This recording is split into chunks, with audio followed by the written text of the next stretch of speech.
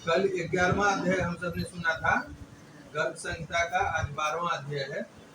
इसमें है श्री कृष्ण जन्मोत्सव की धूम, गोप गोपियों का उपायन लेकर आना और नंद और यशोदा रोहिणी द्वारा सबका यथावत सत्कार, ब्रह्मादि देवताओं का भी श्री कृष्ण दर्शन के लिए आगमन। ब्रह्मादि देवताओं के लिए भी भगवान श्री कृष्ण का दर्शन के लिए आगमन। श्री नारद जी कहते हैं, राजन, तदंतर गोष्ठों में विद्यमान नंद जी ने अपने घर में पुत्रोत्सव होने का समाचार सुनकर प्रातःकाल ब्राह्मणों को बुलवाया और स्वस्ति वाचन पूर्वक मंगल कार्य कराया। विधि पूर्वक जात कर्म संस्कार संपन्न करके महामनस्वी नंदराज ने ब्राह्मणों को आनंद पूर्वक दक्षिणा देने के साथ ही 1,00,000 गौवें दान की। 1 कोस लंबी भूमि में सप्त धान्यों से पर्वत खड़े किए गए, उनके शिखर रत्नों और स्वर्णों से सुसज्जित किया गया।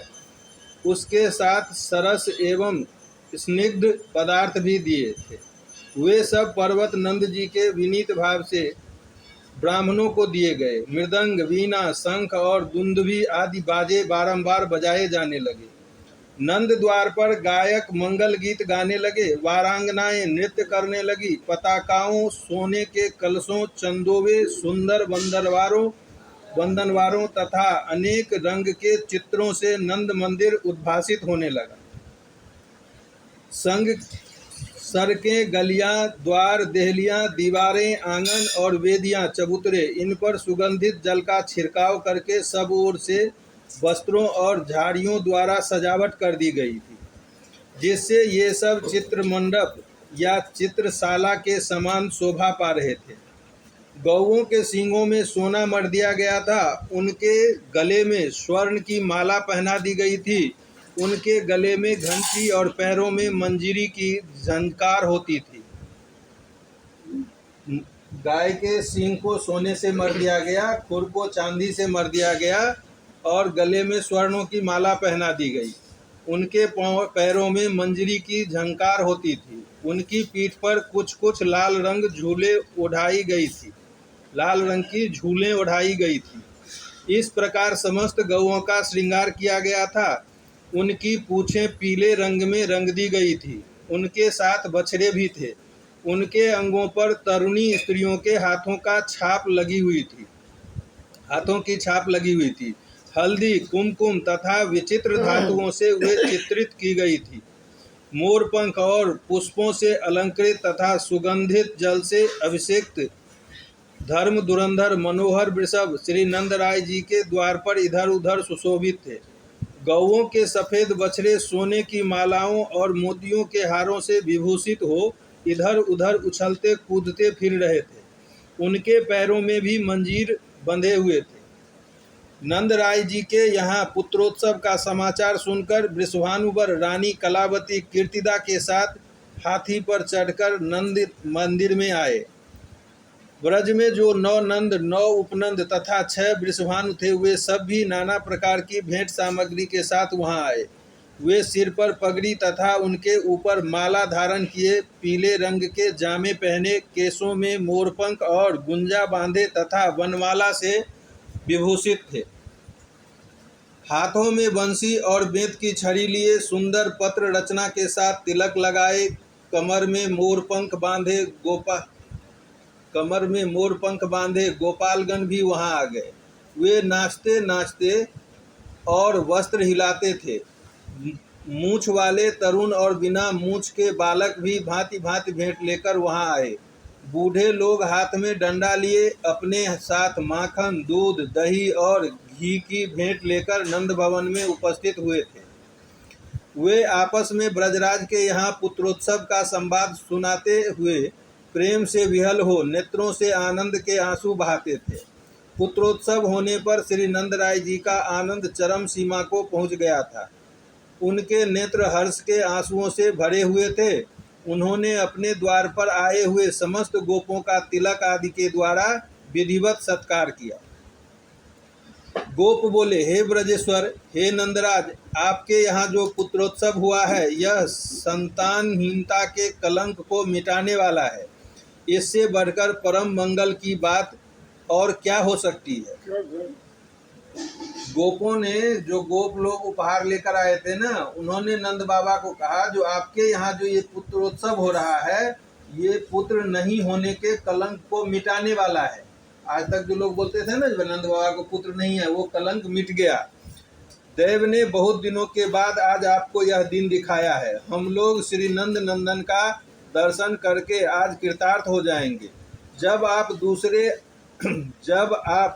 दूसरे आकर पुत्र को गोद में लेकर जब आप दूर से आकर पुत्र को गोद में लेकर मोद पूर्वक लार लड़ाते हुए हे मोहन कहकर पुकारेंगे, उस समय हमें बड़ा सुख मिलेगा। श्री नंद ने कहा, बंधुओं, आप लोगों के आशीर्वाद और पुण्य से आज यह आनंददायक शुभ दिवस प्राप्त हुआ है।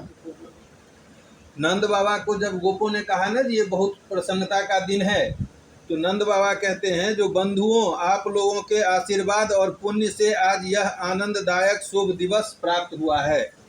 मैं तो ब्रजवासी गोप गोपियों का आज्ञा पालक सेवक हूँ। नंद बाबा बोल रहे हैं।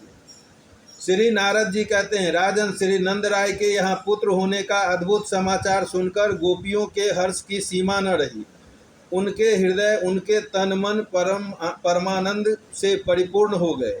वे घर के सारे कामकाज तत्काल छोड़कर भेंट सामग्री लिए तुरंत ब्रजराज के भवन में जा पहुंची।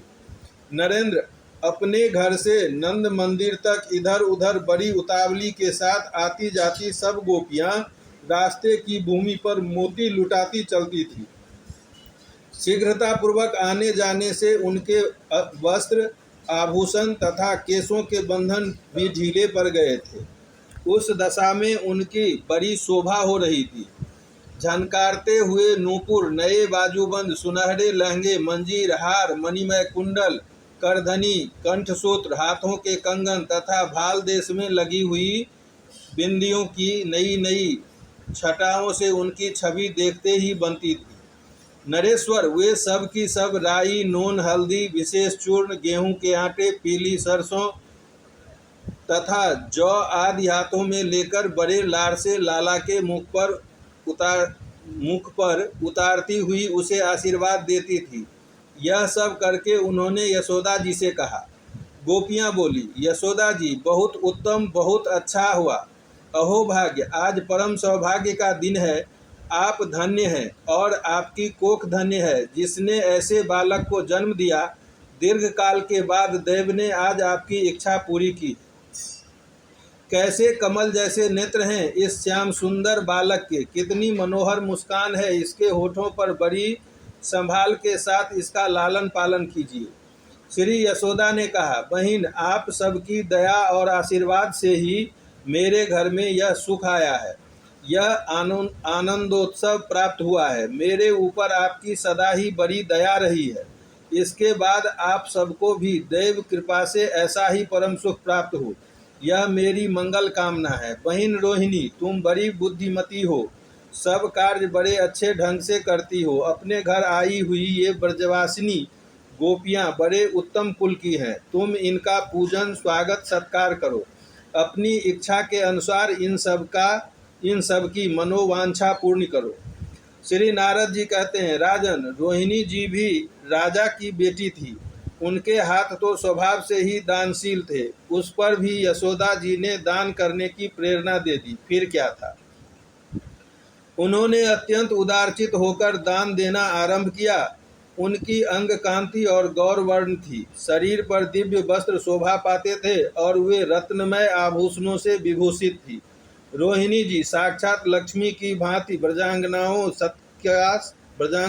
का सत्कार करती हुई सब ओर विचरने लगी। साक्षात परिपूर्णतम भगवान श्री कृष्ण के ब्रज में पधारने पर सब ओर मानव वाद्य बजाने लगे। बड़े जोर जोर से जय जयकार की ध्वनि होने लगी। उस समय गोप दही, दूध और घी से तथा गोपांगनाएं ताजे मक्खन के लौंदे से एक दूसरे को हर्षोल्लास से भिगोने और उच्च स्वर से गीत गाने लगी। नंद भवन के बाहर और भीतर सब ओर दही की कीच मच गई। उसमें बूढ़े और मोटे शरीर वाले लोग फिसल फिसल कर गिर पड़ते थे और दूसरे लोग खूब ताली पीट पीट कर हंसते थे। महाराज, वहाँ जो पौराणिक सूत वंशों के प्रशंसक मागध और निर्मल बुद्धि वाले तथा अवसर के अनुरूप बातें कहने वाले बंदीजन पधारे थे, उन सबको नंदराय जी ने प्रत्येक के लिए अलग अलग 1,000 गौएं प्रदान की। वस्त्र, आभूषण, रत्न, घोड़े और हाथी आदि सब कुछ दिए। समस्त बंदियों तथा मागध जनों को धनी गोप ब्रजेश्वर नंदराय ने बहुत धन दिया। धन राशि की वर्षा कर दी। ब्रज की गली गली में, घर घर में निधि सिद्धि वृद्धि मुक्ति भुक्ति ये लौटती सी दिखाई देती थी। उन्हें पाने की इच्छा वहाँ किसी के भी मन में नहीं होती थी। उस समय सनत कुमार, कपिल, शुक और व्यास आदि को तथा हंस, दत्तात्रेय, पुलस्त्य और नारद को साथ ले ब्रह्मा जी वहां आ गए। ब्रह्मा जी का वर्ण तप्त स्वर्ण के समान था। उनके मस्तकों पर मुकुट तथा कानों में कुंडल जगमगा रहे थे। वे वेद कर्ता चतुर्मुख ब्रह्मा हंस पर आरूढ़ हो संपूर्ण दिग्मंडल को दीप्यमान करते हुए वहां आए।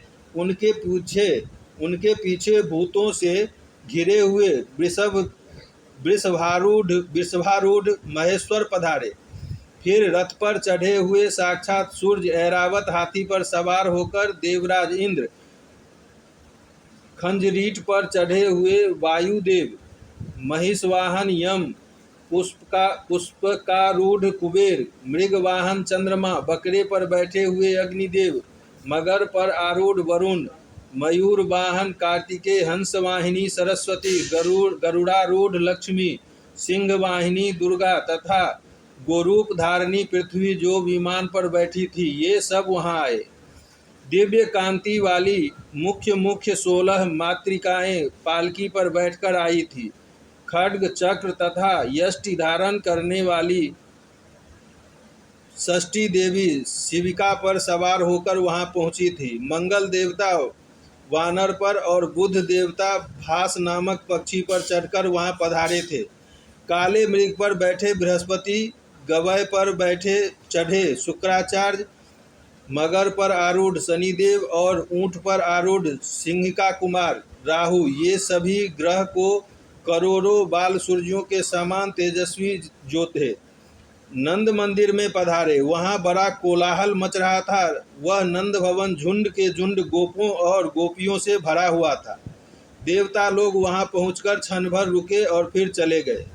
बाल रूपधारी परिपूर्णतम परमात्मा साक्षात भगवान श्री कृष्ण को देखकर उन्हें मस्तक नवाकर देवताओं ने उस समय उनका उत्तम स्तवन किया। ब्रह्मा आदि सब देवता ऋषियों सहित वहां श्री कृष्ण का दर्शन करके प्रेम विहल और हर्ष विभोर होकर अपने अपने धाम को चले गए।